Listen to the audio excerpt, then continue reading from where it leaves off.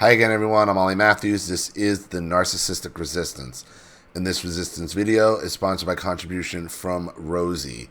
And here's her story. Hi, Ollie. I contacted you last year and you made a video for me about our narc radar. It was about my brother-in-law getting married to a woman who had bipolar and how I was picking up signals that things were not right with her. Well, fast forward a year on, and things are not looking and feeling good. Go figure, marrying a bipolar. So I want to get my story out to people who will understand. My brother-in-law got married last April to a woman he had only dated casually for a while, and after he tried to cool off, she hooked him in and married him. This also happened around the time her visa was running out, and she wanted to stay here in the UK. Very convenient, hey? Yep. At the wedding, which was only the second time I'd met her, and she didn't even acknowledge me, but did acknowledge my husband with hugs and kisses. She proudly annoyed to us all she had I guess she proudly announced to us all she had bipolar. This was another sign, as you don't say stuff like that at your wedding to a family you've only just met. Yeah. Well, when they're announcing they're crazy like that, they think it's an invitation to do and say whatever they want. It's like, I'm crazy. I have bipolar, so therefore I can do and say whatever I want. She's announcing at the beginning, so don't get in my face because I'm going to make an asshole out of myself at this wedding.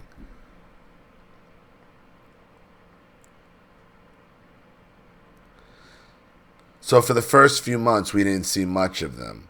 So it was quiet, and on the few occasions I did not much happen to report on.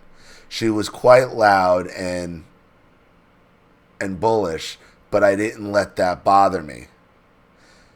For the sake of the rest of the story, I'm going to call her the narc to avoid confusion, as I have a few sister-in-laws. Then a few months ago, at an event, my older brother-in-laws, she started talking to me and my other sister-in-law, who is really nice and I have a great relationship with.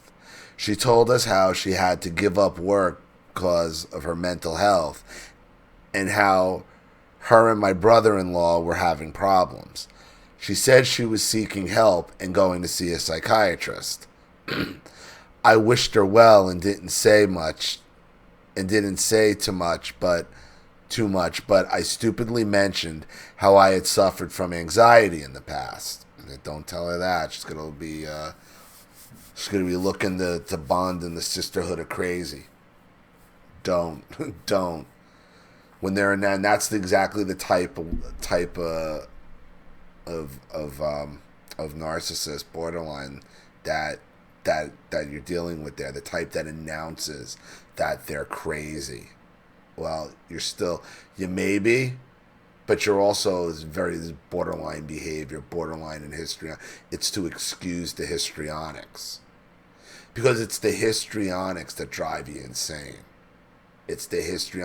So when they're telling you that they're crazy, it's an excuse for them to have carte blanche with their histrionics anywhere, anytime they feel, to make themselves the center of attention.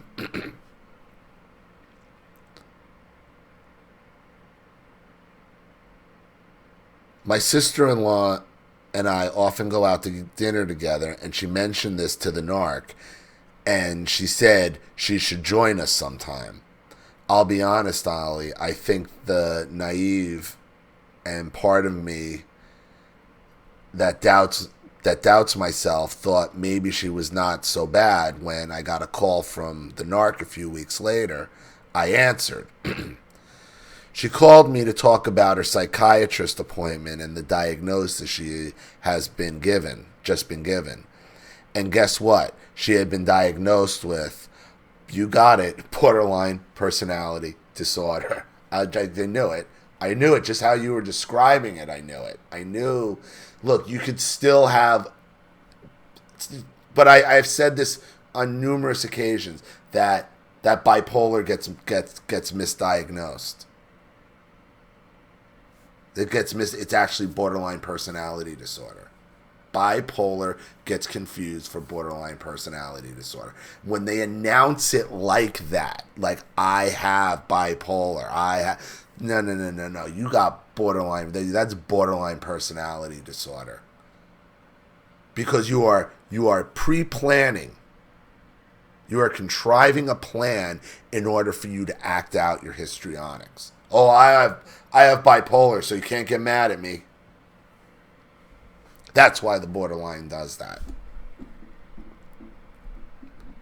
Why the borderline announces they're bipolar. They're not. It's an excuse to excuse the histrionics. After the phone call, I felt very anxious and thought if she calls again, I'm not answering, and I can't get dragged into her mental health stuff. I think because I mentioned my anxiety issues, she may have felt I'd understand. Anyway, I never heard again, and she didn't call me like that anymore. So once again, my naivety took over. So a few weeks back, my sister-in-law invited us to dinner. Knowing what I know now, I wish I declined, but I went along. One of the first things the narc felt the need to tell me was how my 2.5-year-old son broke my mother-in-law's phone. My mother-in-law had told her not to say anything to me, and I could tell straight away the way the narc told me was in a way for me to get into my head. My relationship with my mother-in-law is good, and she has since told me that she only didn't want to make a fuss about it and me to feel bad on the phone. When the narc had told me about the phone, I could sense the smug undertone of it. Also, that same evening, the narc was speaking about her husband's ex-girlfriend. My sister-in-law had known this ex-girlfriend and made a small comment that she had been a nice girl and had said no more. Well, my mother-in-law called me a few days later and said how my brother-in-law, who is married, that's it. That's the end there. Okay. I don't know if there was supposed to be more to this or not, but that's the end there, Rosie. But look, here's the overall theme here. Okay, you're dealing with a borderline. It was an obvious borderline trying to hide as a bipolar. And the borderline will announce they're bipolar to excuse their histrionics. That's why they do it. Okay? It's calculating. It's planning. Just how she started attacking you here, okay, shows her calculation where she's trying to get under your skin. And she'll always have that old fallback of, oh, I'm bipolar, I can't help it.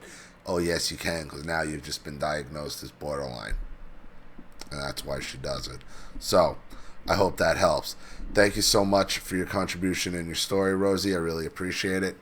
Thank you to everybody watching. Please leave any opinions or advice in the comment section below. And again, if you want your story read on the channel, you have a topic you'd like me to cover, a narcissist you'd like to expose, you'd like to set up Skype, a phone call, have a private video made, or a Facebook live chat, or you'd like to sponsor a video like this for someone who needs help and can't afford it, or just make a contribution to the channel in general to keep it supported, growing, and successful, because this channel survives 100% on contributions from all of you guys. Without you, all of this goes away.